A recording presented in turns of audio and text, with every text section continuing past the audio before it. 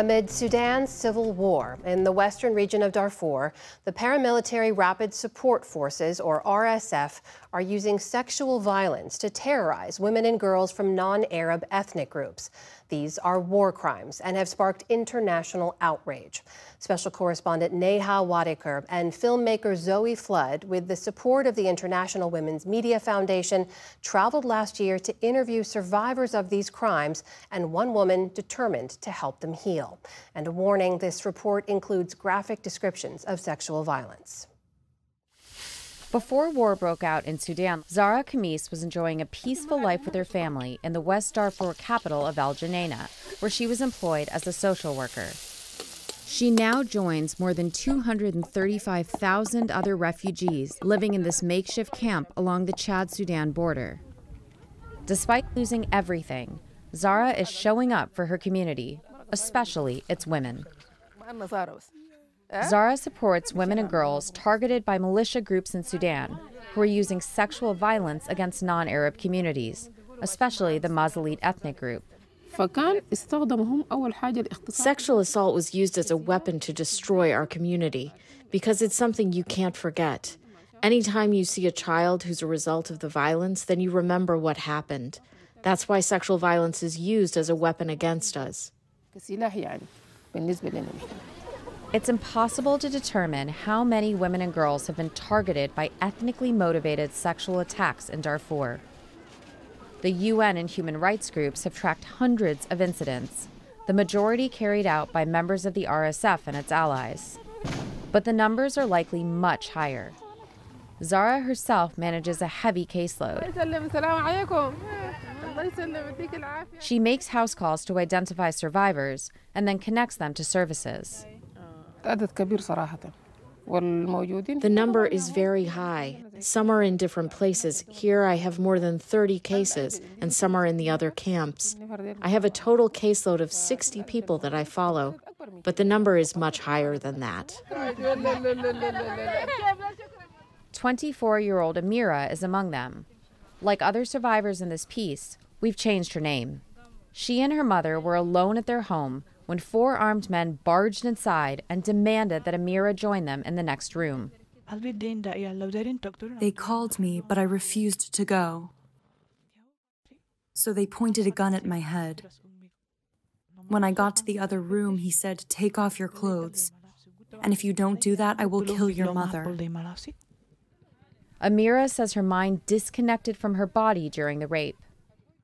In the moment, I wasn't aware of what was going on. Afterwards, my mother helped me put on my clothes, and we left. With little financial support, Zahra has created a women's center in the camp. She works with other Sudanese women to create a safe space for survivors in their community. People who've experienced sexual assault don't want to be with others. They're always alone and sad and don't want to interact. Once they come to the center and see others having normal conversations, they feel relaxed enough to share their stories. 19-year-old Fatima also survived a horrific ordeal in which armed men raped her and 8 of her family and friends, including one 16-year-old and a 12-year-old child. Among the 8 who were raped, 2 died on the spot because they were too young. They died in such a brutal way. Blood was pouring out of their mouths. Experts say that sexual violence in war can impact individuals, families, communities, and countries for decades to come. Afterwards, I saw that my body was covered with liquid. I don't know if it was blood or something else. I was very disturbed.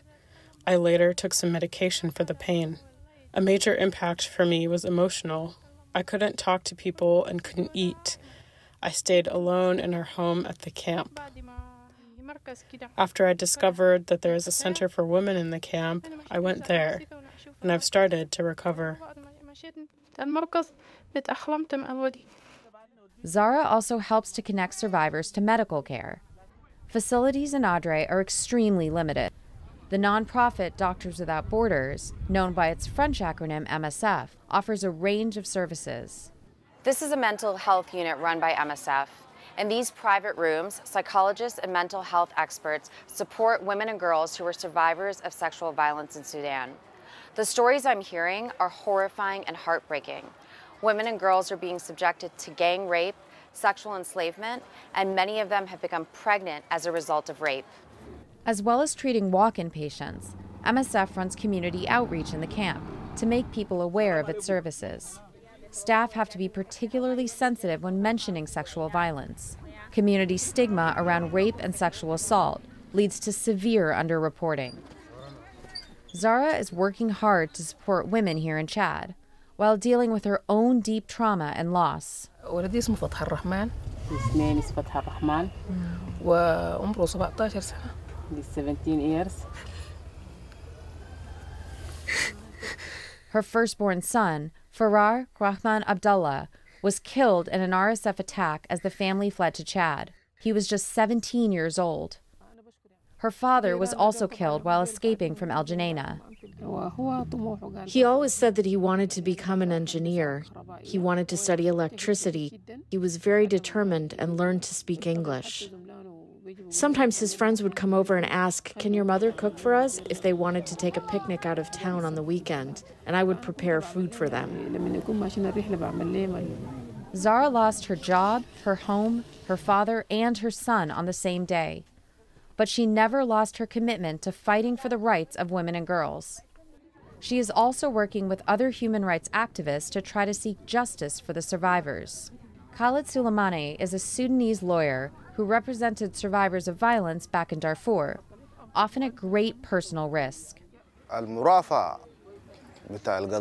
For cases involving sexual violence and murder, we've always been threatened. Khalid was lucky to escape to Adre. Other human rights lawyers were brutally murdered, targeted because of their work. There was so much violence. They gouged out their eyes, slaughtered them. It was very brutal, and I saw it with my own eyes. In Adre, Khalid is helping to document cases of sexual violence while sharing information with international lawyers.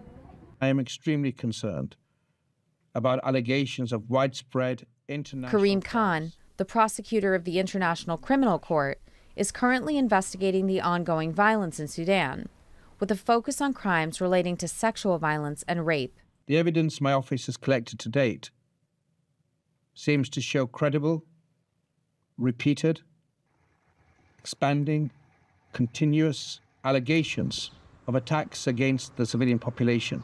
It seems to show the widespread, prevalent use of rape and other forms of sexual violence. But Khalid knows that getting justice for the recent crimes in Darfur will be hard to achieve. In the short term, it will be difficult for the survivors to get justice because the victims of the genocide in 2003 are still not getting justice. For women and girls who have survived rape in Sudan, the road to justice is a long and hard one. Most, if not all, of these women will never have the opportunity to bring their perpetrators to account. For now, all they can do is mourn what they've lost, try to recover the best they can, and adjust to their new lives here in Chad. And perhaps with Zara's help, their adjustments will now be a little easier. For PBS NewsHour, I'm Neha Wadaker in Adre, Chad.